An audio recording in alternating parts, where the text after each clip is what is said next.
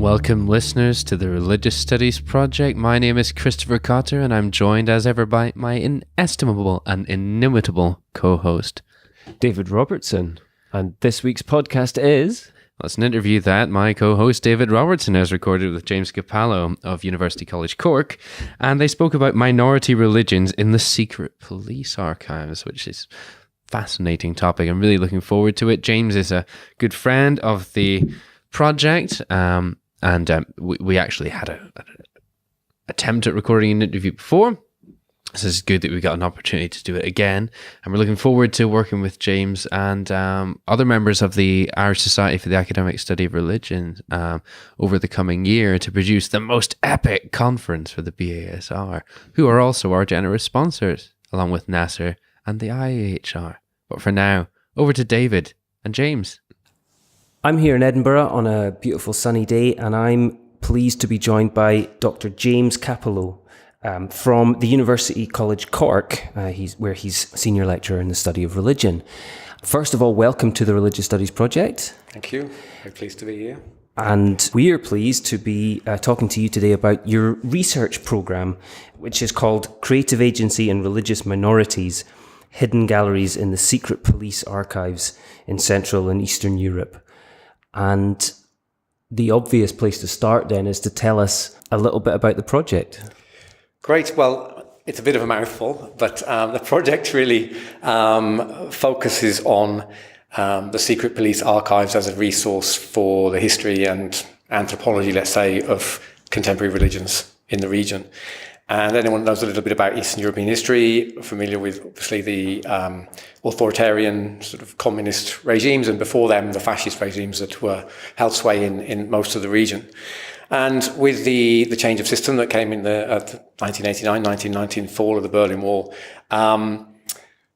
secret police archives, the archives of the security services, began to be opened up to victims, but also to the scholarly community, to researchers to look into. And this created a really sort of dramatic change, if you like, in the study of religions in the region. Prior to that, there was a lot of Western scholarship on religions in East and Central Europe, and that was very much of a kind of advocacy scholarship type.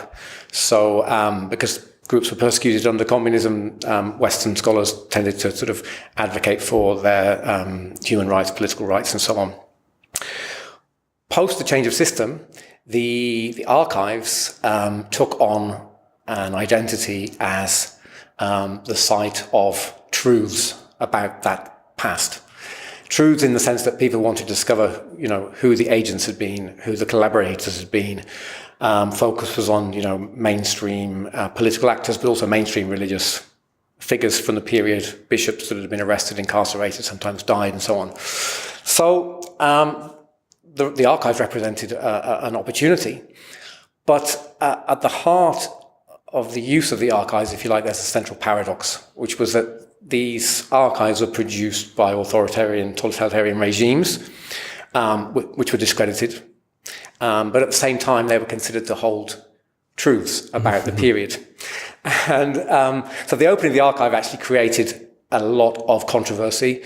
There were blackmail cases, especially of kind of, like I say, high-profile politicians and religious figures who were compromised by the findings.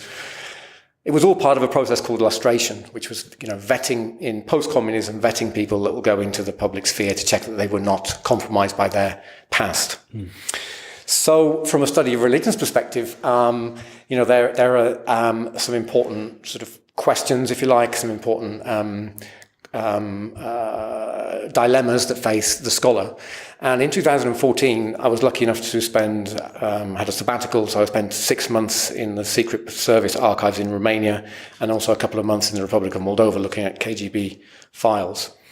And what I discovered was that they also contain, apart from containing these incredible biographies of people's lives, which were collected by agents and often, extracted under duress, under quite extreme circumstances sometimes, they also contain a gallery of confiscated materials, artistic products. So not generally the kind of more impressive forms of art, but the ephemera of religious lives, pamphlets, leaflets, photographs, hymns, poems, notebooks, postcards, all this kind of stuff are in the archives. This is when I began to think about, how can those archives be used in a different way that perhaps will not endanger the archive, because the archives were under threat of closure in a couple of Eastern European countries because of all the scandals. And scholars across the globe actually campaigned for those archives to remain open. But it highlighted the fact that they need to be used in a different way. They need to be not investigated simply as sites of truths. It was all about truths and texts. So texts that tell us the truth about what happened at a particular time. But they also contain this visual and material component. And so that is really what the project's all about. I mean, it's looking into the archives to explore this material. We're taking a material religion approach, vernacular religion approach to the materials that are there, but then also beginning to question the legitimacy, if you like, of those archives to hold sacred materials. The question of the legitimacy of colonial archives and museums to hold the sacred patrimony of indigenous peoples is kind of well known. It's been going for several decades now, but no one's ever thought about that in a European context. Okay, so we have these archives of stuff which are the product of an arbitrary power exerted over a population. What is their right to retrieve those confiscated items? So the project has a couple of stages. I mean, the first stage is the basic research phase. Okay, what's out there? It'll be the mapping and kind of creation of a digital archive on the basis of that, and obviously the production of general sort of scholarly works about what we can learn about cultural production, material production under authoritarianism, how religious communities use new media, photo montage, film, to get their message across. The history of the use of new media for political purposes from the same period is well written, but no one's written anything about how religious groups, especially religious minorities, managed to engage with those new media. So that's the first stage. The second stage then is taking some of those items back to the communities that produced them. I mean, we're talking now, there's probably a generation gap, but we'll be fortunate enough to find some people still alive that remember the sort of production and the context within which those items were confiscated by the security services. So we go back to the communities and explore the meaning of that period and the material and visual artistic products of the period in the light of the changes that have taken place since. Because what we have today is the emergence of democracies and more open societies across Eastern Europe. And that is something that, perhaps we in the West take for granted. But the societal prejudices that were underlie and were constructed by these extreme regimes that were extremely wary of new religious groups that emerged. More so than religion at all, in many cases, but more so than mainstream religious groups. There's been a lot of research, church history, if you like, of mainstream and how they manage the situation. But religious minorities, sectants, as they were generally referred to, were considered to be especially dangerous. So they were the object of the most intense sort of oppression and persecution. So the project will engage with those communities, try and understand, how they relate to those objects now, and begin a new conversation with the institutions that hold them. And this is, again, building on there's a movement in museology, the new museology, the new museum movement, that really engage critically with, ethically, what do you do with materials that, are perhaps compromised by the means by which they were collected. So posing those questions to the institutions is the final phase. And an exhibition will be constructed on that basis. Wonderful. We've talked about this idea of cultural, how we deal with displaying and talking about, for want of a better word, ethnographic material in museums, but also in other contexts, quite a few times in the Religious Studies project. But this is a really interesting example. You kind of touched on this already, but we're well used to this sort of post-colonial critique of the ins and outs of displaying the cultural products of faraway countries that, with the, I'm doing scare quotes, primitive people and, and their indigenous religions. But we're not been so good at applying that same critique to cultures closer to home. And do you think this project has anything to offer that? Certainly, and the thing is, I think there are two aspects to that in terms of the project. One is that there's an ongoing debate in the study of East Central Europe about the relationship between post-socialism and studies of post-socialism and post-colonialism, because many of the societies were actually post-colonial societies as well as being post-socialist societies. Yeah, so the two overlay each other. So the importation, if you like, of post-colonial discourses into East Central European studies is ongoing, and it started around questions of difficult knowledge around heritage sites and so on. So that's the emergence of a movement there. The other is around questions of inclusivity in society, and the way that.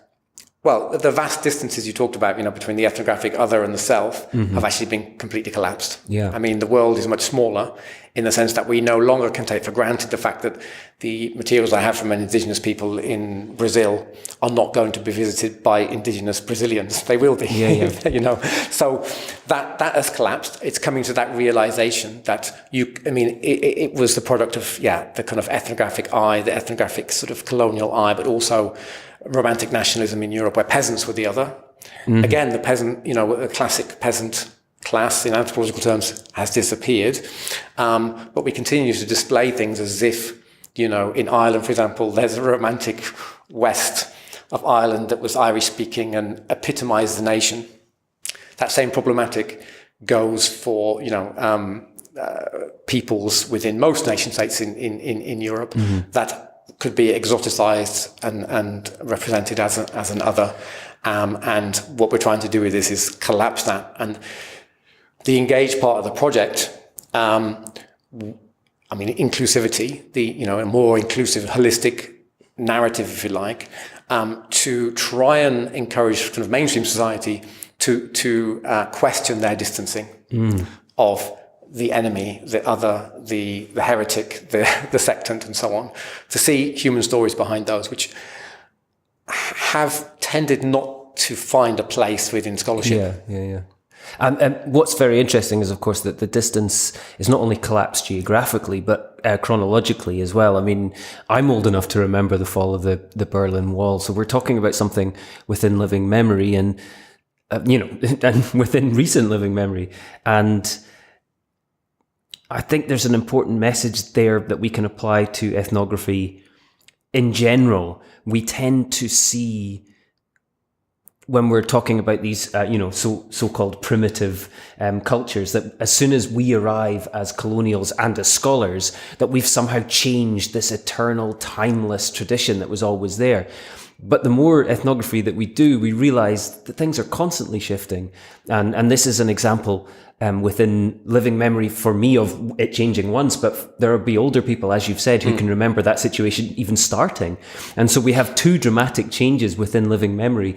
And who's to say that that's not been the case anywhere else? Yeah, absolutely. I mean, one of the classic sort of critiques of early anthropology, and Malinowski in particular, is that, the impact of British colonialism is not felt through his work.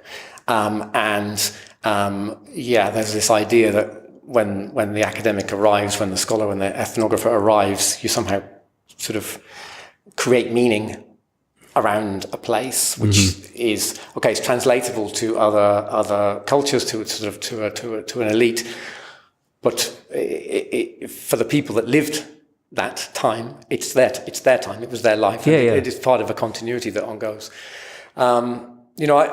I'm old enough myself to remember very well the fall of the Berlin Wall. I was actually in Budapest at the time with some friends, and we were surrounded by East Germans waiting to cross the Berlin Wall. But I think my whole scholarly trajectory it relates to the Iron Curtain. My father was a refugee from Hungary in 1956. I see. And as soon as I had the opportunity, I've been visiting Hungary through the 80s, the end of the sort of communist era when things were beginning to become a bit more relaxed. But I returned to Romania to begin to do research immediately after the fall of communism. And this is where I've witnessed this incredible upsurge in interest in religion, plus the arrival of large numbers of American, US missionaries from various denominations, many Baptists and so on, but also Hare Krishnas and different religious movements, all sort of descended on Eastern Europe, and they were incredibly popular to begin with. At the same time, there was a resurgence of the mainstream churches who tried to recapture that public space that they'd lost during communism. So I think that experience, as you know, in my late teens, early 20s, has been on the back burner, and it's what given birth ultimately to the project that we're starting now. I think so. Yeah, as a general point, I mean, biographies of scholars are really important, and in order for us to, it helps us be critical of our own positions, basically. Yes. And so exposing when something is like this, when something is actually quite close to my research topic, I think it's appropriate to sort of expose where I've come from, and maybe preempt some of the criticisms that could be levelled at the project, because it's far more engaged than many contemporary study of religions or religious studies projects would be. But I draw the line between, or I try and delineate a position between advocacy and engaged scholarship. For me, there's a very clear separation there. I was wanting to ask, what particular kind of new religious movements are we talking about, or minority religions are we talking about here? Are we predominantly talking about,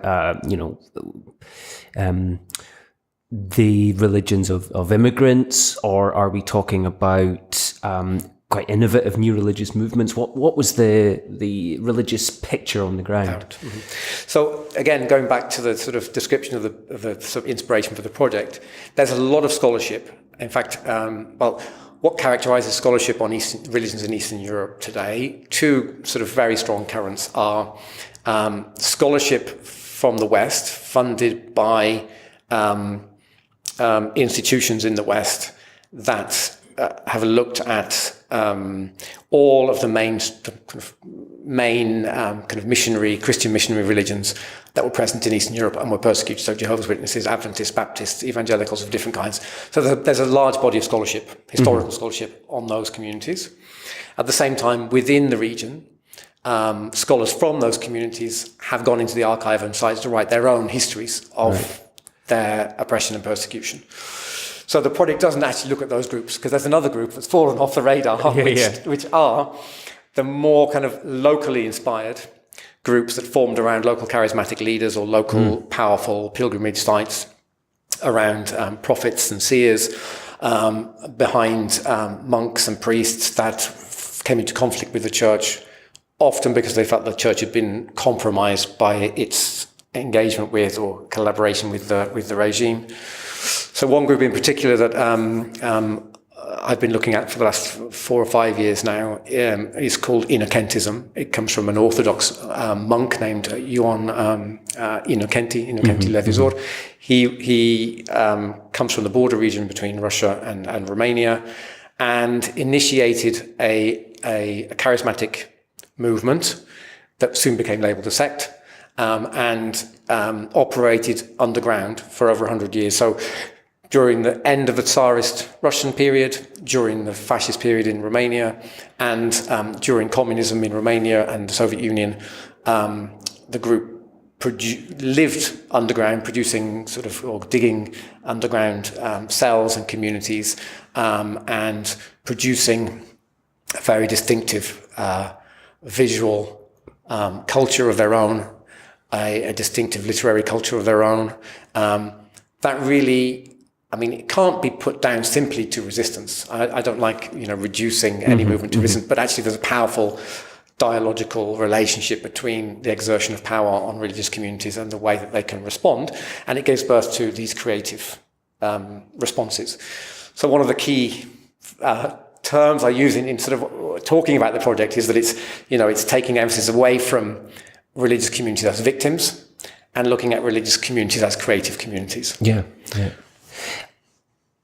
We've talked to Milda Alashkashkiena recently about the beginnings of the academic study of RS in that part of the world, and you touched on a similar point that she did, and that we talked about at the time, of how it's interesting that for a part of the world which is ostensibly very Christian, there's variations across the different countries, of course, yet there's this enormous creativity within that Christian heritage. It's a very different situation than we see in the northern and western European countries, perhaps more to do with the Protestant rather than Catholic context, I think, where we see this sort of religious innovation happening or identifying as other than Christian. Is that something that you've found repeated in Romania and elsewhere? Yeah, absolutely. So, I would stress really that each of the countries in East Central Europe are very different from one absolutely, another. Yeah. And the project covers three. It covers the Republic of Moldova, which was in the Soviet Union, Romania, which is a majority Orthodox country, and Hungary, which is split between mainly Catholic and Reformed. So the project brings in, these different cultural and religious settings.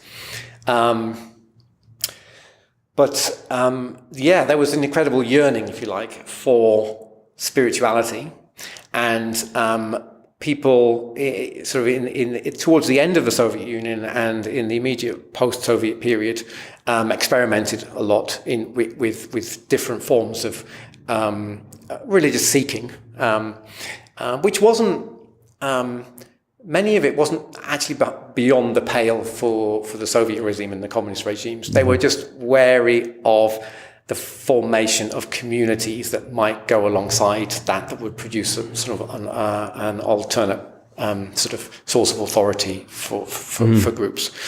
So that's certainly the case. I mean, the countries that I've worked in, Romania especially, is very strongly Orthodox today. In fact, there's been a massive revival in monasticism in Romania. So I'd say on the whole, Romanians tend to stay within the Christian tradition. Protestant groups are becoming stronger, especially Pentecostals amongst the Roma community, which is a very interesting sort of area of investigation.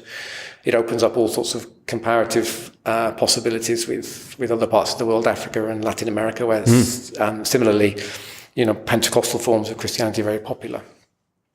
But the influence of those groups, the kind of the global spread of Pentecostalism, for example, has not really been explored yet within Eastern Orthodoxy or within Catholicism in Eastern Europe fully. Indeed. So again, the group that I'm working on, they date back to 1909, 1908, which is, very soon after the first Pentecostal appeared in the region. And coincidentally enough, the idea of the action of the Holy Spirit in the world was sort of preeminent. And in fact, the leader of the movement was considered to be the Holy Spirit sort of embodied or incarnate. And possession, exorcism, healing were right at the heart of the movement. And women took on much more important roles, had greater sort of range of competences, if you like, within the religious community. So these are all very interesting questions to do with,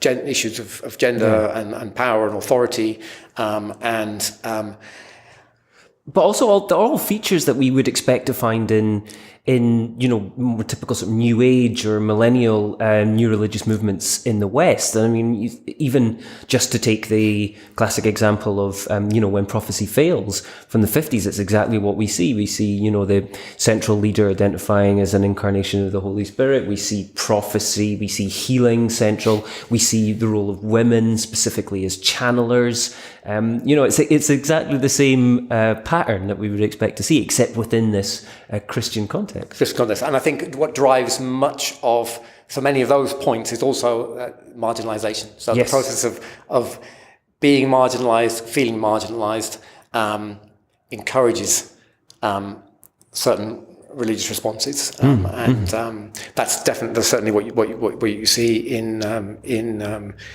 Eastern Europe. I hesitate to say Eastern Europe or Central Europe in a kind of blanket way, but it's okay. We only give you 25 minutes, so we understand that sometimes there's the other important thing about the project actually is, which I forgot to mention earlier, is that because we've chosen 3 different countries and 3 different societies, the project has a kind of another mission to try and encourage kind of cross-cultural and also interdisciplinary but transnational collaboration between religious studies scholars in East Central Europe. I mean, this already goes on, but I think there's a lot more to be done. There's a lot of barriers in terms of language, and this has obviously been overcome to a certain extent by increasing use of English in the academic sphere. But I think there are a lot of issues and questions that scholars in Lithuania and Hungary and Romania and Moldova and Ukraine have in common, that they can engage with much more vibrantly, if you like, across the region. Well, that's a perfect place to sort of draw this to a close, because the Religious Studies Project, we're striving to bring in scholars from this part of the world, particularly, and people talking about this part of the world. So we'll be certainly featuring a lot more. Hopefully, we'll be recording some at the EASR, the IAHR this year coming. Marion Bowman's currently working on a project involving a lot of Eastern European scholars on the idea of pilgrimage, so hopefully we'll speak to her. But as an introduction to this field, this has been an absolute pleasure. So thank you, James, for taking part in the Religious Studies Project. Thank you very much again for the invitation. You're welcome. And it was good to speak to James there. As you said, we'd had one failed attempt involving technical issues, so actually this one worked out far better. So everything's good. Everything is good. Everything is golden. So as ever, check back for responses on the website. And we've got a voice next week that we haven't heard from in quite a while. Hannah Letinen's been speaking on witchcraft in rural Slovenia with, I'm going to really struggle with the name here, but I'm going to go for it. Miriam Menses. Oh, good. I was going to go Menej. But Menses, yeah, okay. We don't know, but it's going to be a fascinating interview, and great to hear from Hannah, who's been involved with the project for a long, long time, and representing for the RSP out there in Finland. Yeah, and excellent to have a sort of slightly sort of Eastern European theme over these couple of weeks as well. Absolutely, yeah. I mean, we're working with the EASR to make sure that we have that part of the world represented, but Helsinki as well have always been enormously helpful to the RSP since we started, pretty much, and are always willing to help us out. So yeah, we're doing okay for Eastern Europe and Northern Europe at the moment. We're still underrepresented for some places in the world though. Africa, Asia, India, South America's working out all right, but Antarctica. If you're on any of these continents, please get in touch. We'd love to hear from you, even if it's only to write a couple of responses or record a couple of interviews. You'd be helping not only the RSP but the whole community of religious studies scholars. If you want to help out, you can also donate to our Patreon, which is patreon.com/projectrs. If you just want to contribute as little or as much as you want on a regular or one-off basis. Even £1 would help us out. Yeah, or $1. Sure. Yeah. And you can also use our amazon.co.uk.com and .ca links at no cost to you. When you're doing whatever shopping that you might be doing on there. Don't forget to subscribe on Facebook, Twitter, Google+, iTunes, YouTube, and indeed on the website to our MailChimp if you want to receive sort of custom alerts. And do check in on the discussion, both on all those platforms and on the website itself. There have been some quite good discussions on there. We're keen to stir the pot some more. Absolutely. But until next week, my friends, thanks for listening.